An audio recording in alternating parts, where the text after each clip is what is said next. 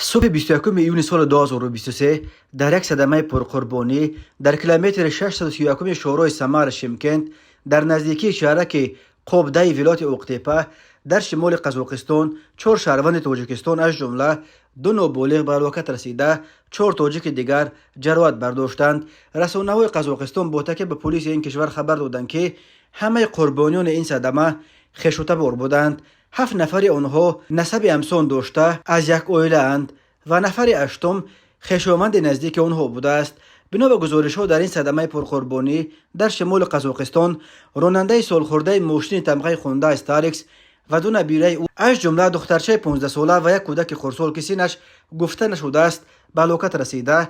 نفر چهارم جان باخته خویشاوند 19 ساله آنها همون است که نسبش از 7 نفر باقی مانده فرق میکرد. در این صدمه همسر این سالخورده راننده و 3 نبیره دیگر آنها جان به سلامت بردند. آنها فعلا در بیمارستان نویه قبده تحت طبابت قرار دارند. ایدوس قلجانوف سردار اداره پلیس محلی ولایت اقتیپه خبر داد که راننده ماشین تمغه خونده استاریکس شهروند تاجیکستان از عهده اداره ماشین برآمدن نتوانسته و در نتیجه ماشین چپه شده است.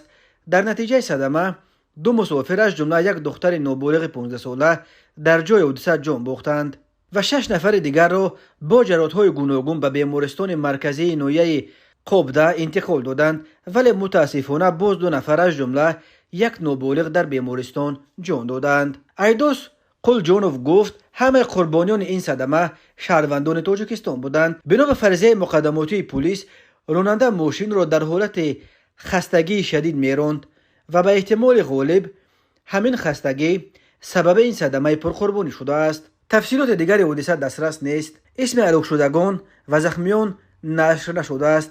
این هم معلوم نیست که آیا این 8 شهروند تاجیکستان به روسیه راسپور بودند و یا برعکس از روسیه به وطن برمیگشتند. به دلیل گران بودن نرخ هواپیما هر سال 1000 نفر از مهاجران تاجیک در راه سفر به روسیه و یا برای بازگشت به وطن مجبور میشوند که از راههای زمینی استفاده برند. سفر با ماشین و میکرواتوبوس یا اتوبوس نظر به قطاره راه آهن یا هواپیما ارزان تر است، ولی خطرهای جدی را چون صدمه ها در راه به همراه دارد.